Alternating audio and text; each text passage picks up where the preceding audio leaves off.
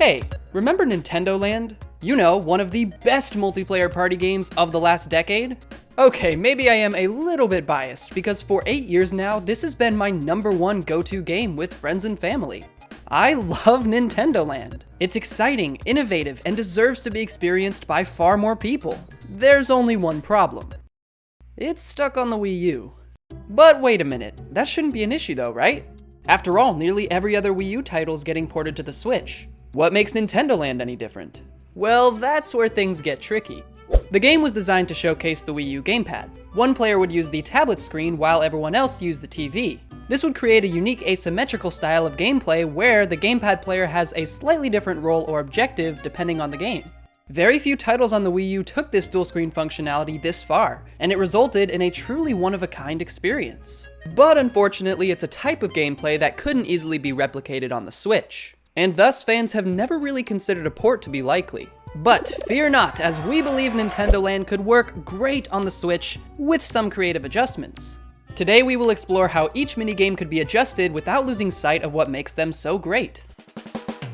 Before jumping into things, there is one easy fix to all of this: online play, so that everyone would naturally have their own screen. Problem solved, right? Well, Nintendo Land is sort of all about playing it locally with your friends. So how would that work? Well, believe it or not, there's a simple, though costly solution to that too. Just require 2 switches, with one acting as the gamepad and the other for the players on the TV. This should duplicate the functionality of the Wii U Gamepad and would certainly be a nice option to have in the game. But not everyone's gonna have 2 switches available, so what if you only had one system? Well then, we've worked on a few ideas for how each minigame could be adjusted without losing sight of what makes them so great.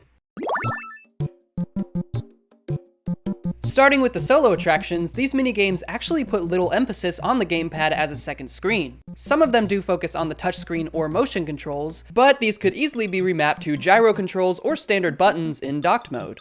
In cases where the gamepad provides an alternate camera angle, such as in Captain Falcon's Twister Race, these perspectives could be moved to a button or even just displayed alongside your main viewpoint on the TV. So this all means that each solo attraction will make it over pretty easily. Which means it is finally time to complete Donkey Kong's Crash Course. No more excuses!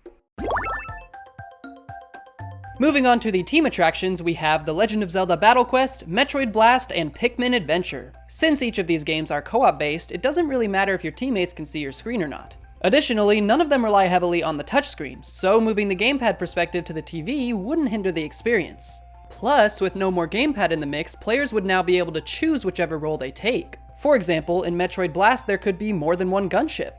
That role would no longer be locked to the gamepad. This is super exciting because it would give players more freedom in choosing how they want to assist the team. However, Nintendo Land supports up to 5 players, so would all 5 perspectives be crammed onto the screen?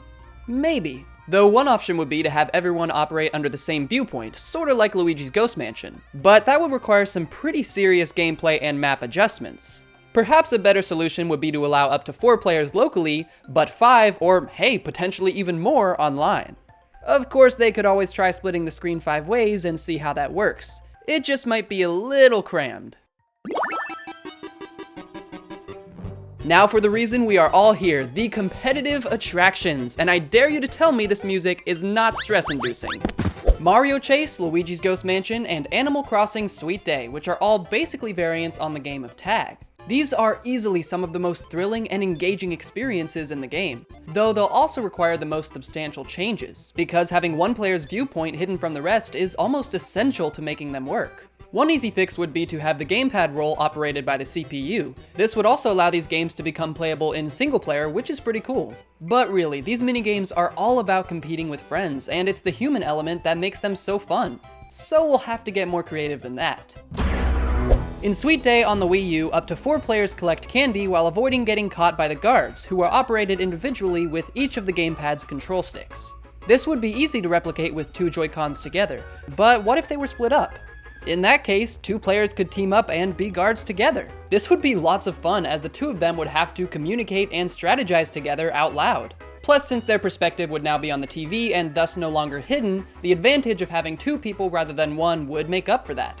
However, if there were only 3 players in total, then 1 guard would probably do the trick. I mean, you can't have 2 guards chasing down one poor elephant. Plus remember that the animals do get slower as they go, so even with just one guard chasing them, the odds won't be in their favor for long. Moving on to Mario Chase. In the original game, the player representing Mario uses the gamepad to avoid getting caught by the others who are playing as Toads. The gamepad screen is important so that Mario can run and hide in secrecy. But on the Switch with his perspective on the TV, that would make things way tougher. So, to even things out, how about introducing some new power-ups that he can use? Of course there is the star already, but we've got some more ideas. An ice flower could be used to freeze the Toads, forcing them to unfreeze each other, or perhaps a blooper could be used to block everyone else's vision. Maybe Mario could even find a Magic Koopa wand that reverses the Toads' cameras or swaps their roles with each other. Or how about a feature where Mario can black out his screen with a button press, momentarily hiding it from view? This would be a risky bet because he also wouldn't be able to see where he is, but really we're just trying to think of anything to give Mario a chance when up to 4 people are chasing him down. Now, these power-ups would make the game less about hide and seek and more about fast-paced action, but honestly, I'm all for that.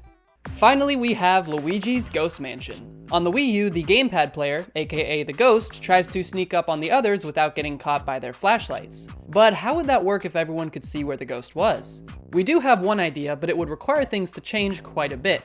First off, each player's perspective would become third person and split screen, so like Mario Chase. Secondly, there would also be a mini-map which would show everyone's location except the Ghost, who would also only be visible on their own screen. That is, unless they're in scare mode like in the original. Your controller would still rumble if the Ghost was nearby, and for an added bonus, you could peek over at their screen to see if they're right behind you. Ideally though, the hallways would be dark and similar enough to each other to where a quick screen peek wouldn't immediately reveal the Ghost's location. This new take on the game might look and feel different from the way it is now, but it would ultimately accomplish the same goal. You'd still revive your friends with flashlights and find batteries throughout the map. The only differences would be the camera perspective and having to rely on a mini-map to know where you and your friends are. The only main issue I still see this having is how would the Ghosts know where they are if they also can't see their own location on the minimap? Well, similar to one of our ideas for Mario Chase, perhaps a button could be pressed that would momentarily show the Ghost's location on the map. Maybe this is even something that the Ghost and the other players could do, since there's advantages and disadvantages to both sides. If you're one of the players and you just need to know if the Ghost is right around this corner, you could find out. Or if you're the Ghost and you can't find anyone and you don't even know where you are, then that's where it could come in handy for you. But I'm thinking each party can only do this once or twice each game, so you'd have to use it wisely as you only get 1 or 2 shots. Nintendo Land is one of the most innovative and underrated games on the Wii U. With enough work and care, it could be perfect on the Switch. And while it might take a little more time and effort than some of the other ports, it would be incredibly worth it. So with that, what do you think about the idea of Nintendo Land on the Switch? Are we crazy for thinking it's possible? Do you have any ideas that we didn't mention here? Let us know in the comments down below, and be sure to subscribe to Game Explained for more on Nintendo Land, fingers crossed, and other things gaming too. Until next time, thanks guys.